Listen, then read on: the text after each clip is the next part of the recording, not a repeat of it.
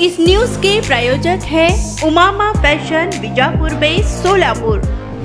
सोलापूरकरांना आठवतात का तुम्हाला ते शब्द जे तुमच्या कानी मागच्या 5-6 महिन्यापासून सातत्याने पडत आले होते? होय, मी सोलापूर विमानतळाची गोष्ट सांगतोय।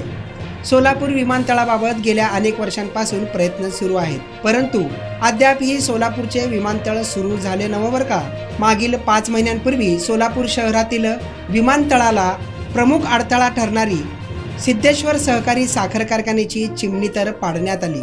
मोठा गाजावाजा करून ही चिमणी पाडण्यात आली। अवघ्या 2 महिन्यात 3 महिन्यात सोलापुरातील होडगी रोड येथील विमानतळावरून विमाने उड्डाणे घेतील असा भास निर्माण करण्यात आला। मोठमोठी स्वप्ने दाखवण्यात आली, परंतु आता चिमणी पाडल्यानंतरही मागील 5 ते 6 महिन्यांपासून विमानतळाबाबत अद्याप कुणीही शब्द बोलायला तयार नाही। नुकतीच काही दिवसांपूर्वी सोलापूरच्या डीपीसी मीटिंगमध्ये देखील याबाबत खडे बोल सुनावण्यात आले होते। अमोल शिंदे यांनी पालकमंत्र्यांसमोर विमानतळ सुरू होणार नव्हते तर चिमणी का पाडली असा सुद्धा प्रश्न अमोल बापू शिंदे यांनी उपस्थित केला होता। परंतु आम्ही तुम्हाला आता एक सोलापूर शहराजवळच असलेल्या अवघ्या 100 किलोमीटर अंतरावरील कर्नाटकातील विजयपुरा या ठिकाणचे हे दृश्य दाखवत आहोत। होय, कर्नाटकातील विजयपुरा या ठिकाणची आपण या दृश्यातून पाहू शकता की विजयपुरामधल्या विमानतळाची अत्याधुनिक अशी उभारणी त्या ठिकाणी करण्यात आली आहे।